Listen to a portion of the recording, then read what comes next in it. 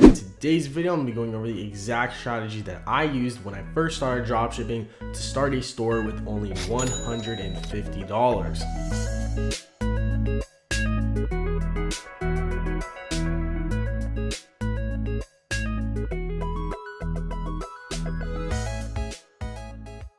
Alright guys, welcome to the video, and in today's video you heard what I said. I'm literally going to be telling you exactly the strategy that I was following back in the day when I started with only $150 to start my own dropshipping store. Now I don't personally use the strategy anymore, and that is really just because I have more capital to work with now, right? I can go directly into Facebook advertising. I don't have to, play around with influencers a lot. I can literally just go in, make a brand, and know if the product is going to work or not. But for you guys who may not have the $500 to test a product with Facebook ads, this is a really great strategy and a really great replacement to go ahead and get your feet wet with drop shipping and actually learn how the whole process works. And that's why I love it. It's pretty low barrier to entry. As long as you have $150 and at least a day or two of time, you can go ahead and launch your own dropshipping store. All right guys, so we're gonna get into it right now. So the first thing I'm gonna go over is getting your actual product, because that is the first step in the whole dropshipping process. So the first things first, we wanna make sure that you guys know what you guys are gonna be selling. Now, the problem with this strategy is that you can't really sell everything.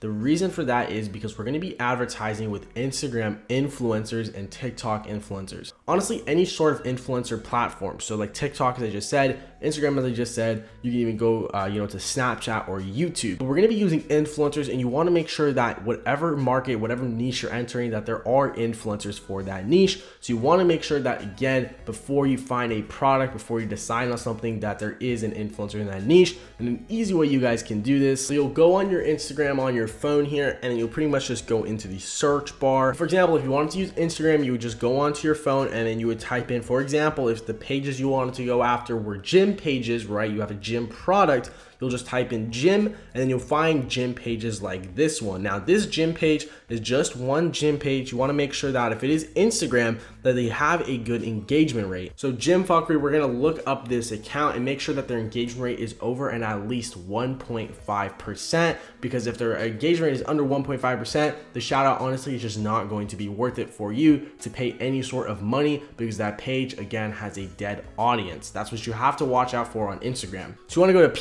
PHLANX.com. This is just a website you can calculate the engagement rate on, and then once you're on here, you'll type in your Instagram account's username in question, and then you'll put it into the Instagram engagement rate calculator. Now you're going to calculate the engagement rate and make sure that the engagement rate for the account in question is at least a 1.5%. So you want to be calculating that engagement rate and making sure it's over 1.5%, because you want to make sure that the page you are advertising on is not a dead Instagram page, because there is a lot of those dead Instagram pages out there, with millions of followers, and they literally don't get 1,000 likes. So this is an easy way to figure that out. Make sure the engagement rate is over 1.5%. And another thing you guys can do as well is on the actual Instagram page, you can just go through the comments and make sure it's not just people, commenting like one letter, because a lot of the times what these people will do is they'll go into the comments and fake the comments by having everybody comment letter by letter by letter, like a certain sort of word. They'll post it once a day to go ahead and comment on their last post. But obviously that's not real engaged fans. They're not talking about the content being posted. So you want to make sure that you scroll to the followers like I'm doing right now. Just scroll to the followers and make sure that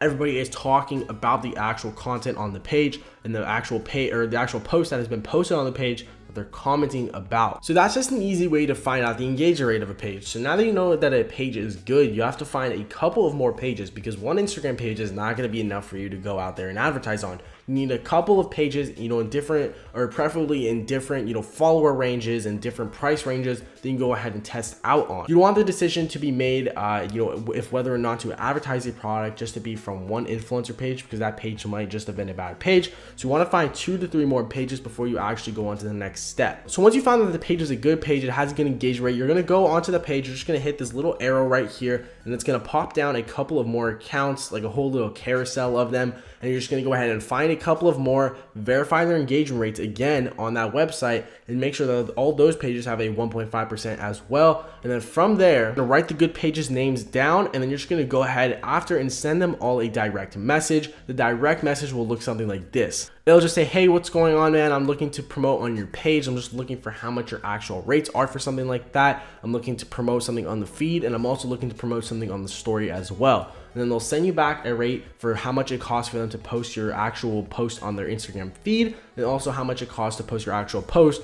on their Instagram story, because those cost two different sorts of prices and they bring two different sorts of results. Now, for the pricing of these Instagram influencer pages, I really wouldn't be paying over $50 for a 24-hour feed post for about over 100K follower page. So if the engagement rate of the influencer is under 2.5%, so if it's about like 1.5 to 2.5% and their followers are under 200,000, I wouldn't be paying over $50 for a 24-hour feed post on that page. So from about 250,000 to about 500,000, I would say about $150 to like $300 is pretty good for a 24-hour feed post. And you also want to make sure that you're going to be negotiating a link in their bio for whether it is a story post or it is also going to be a feed post. In the story post, you want to make sure that if you're going to be doing an Instagram story post, that it is a short and quick to the point video, and that also there is a swipe up link available on the post, and pages that have under 10,000 followers won't be able to do this. So just make sure that they at least have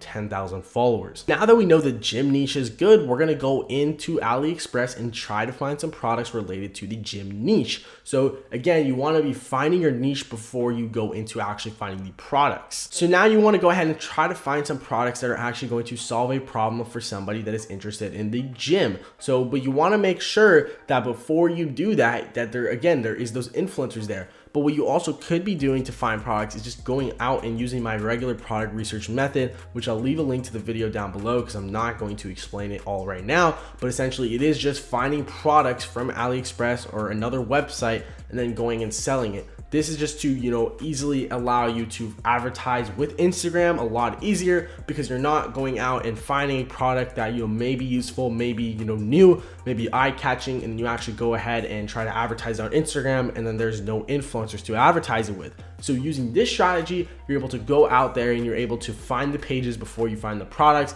and then match the pages and with the products. So that's a little bit easier to do. If you don't want to do that, you can go out and again, just find the products by yourself and try to find influencer pages for each product that you actually find. Once you have found the product, you need to now build your website. And now this is where the first expense comes in. So you can either go ahead and use Shopify, or you can use a platform like WooCommerce and WordPress. I don't recommend to use Shopify just because, they can take down your store at pretty much any time without any warning whatsoever. And it's been proven many times on end, they don't care about the actual people who use their platform. No sort of response. They don't really care. They won't let you explain yourself. They won't let you appeal. They won't even tell you what you did wrong specifically. They just give everybody the same generic answer that, we don't want to work with you anymore. It's a breach of security or something like that. That's why I personally don't use Shopify anymore, and I don't recommend you guys use it either. But if you want to use Shopify, it's going to cost you about $29 a month. They do give you a 2-week free trial, which I'm pretty sure you have to actually activate and put your card in before you actually, launch your store. But you can totally cancel it at any time before that 2 weeks is up. And then you also have to go ahead and pay for the domain, which is going to be about like $8 to $14. So altogether, let's say Shopify is going to cost you about $40 to get up and running. With WordPress, it is going to be a little bit cheaper. You're going to be paying about $20 to get started, including your domain cost, because EasyWP, which is the platform that we go ahead and host our WordPress sites on, is about $8 per month. And then from there, you're also going to be paying that $8 domain fee. And you have a couple dollars here and there for all the taxes and that sort of thing. Now, to create the actual ad for your product is going to differentiate. Either you know how to actually film stuff and it's going to cost you pretty much little to nothing, or you're going to have to pay someone to create your advertisement. The benefit here is that if you know how to film, you have your camera, you know how to use Premiere Pro, you know how to use Final Cut Pro, you know how to use After Effects, you can go ahead and minimize your cost at this step, and it'll pretty much cost you $0 because all you have to do is film the product yourself. Or a very popular method is that a lot of people go ahead and they'll piece together other people's videos from other advertisements on YouTube, Facebook, and different platforms,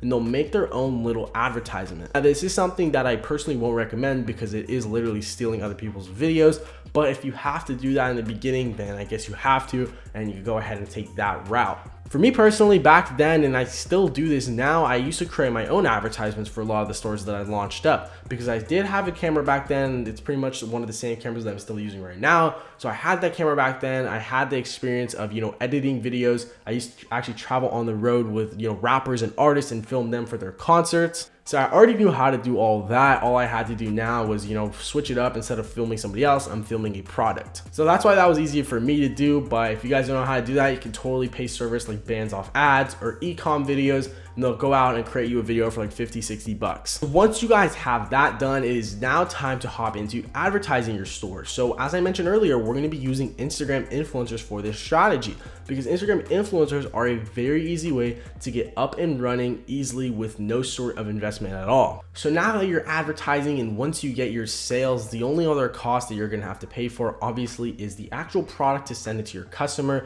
Now I'm gonna be using AliExpress to fulfill your orders in the beginning. So it's not gonna cost you that much to actually fulfill your orders, as you're taking the money from your customer to pay for their order. So realistically, with this strategy, the only cost that you have to spend is the actual advertising cost for the store and the actual cost to get the store up, whether that's on Shopify or it is on WordPress. So now you get the orders in, all you have to do is go on AliExpress and you have to fulfill the orders. So you'll take your customer's address, put it into the shipping address, put your address for the billing address, put your credit card details, all that sort of stuff, and then hit fulfill, and it's gonna send them that package. From there, once you get the tracking number for that order in a couple of days, you'll take that tracking number and you'll upload it into your store, whether that's on Shopify or that's on WordPress. And then your store will send your customer an email letting you know that their order has been fulfilled. Now, if you want to use apps, you can use apps like the Silk Road for Shopify. You can use Oberlo for Shopify. For WooCommerce, you can use Ali Dropship. You can use the Aftership app. There is a lot of apps you can use to automate and speed up this process. So with the strategy, all you have to pretty much pay for is the actual advertisements and the actual cost to create the store, which is $40 with Shopify,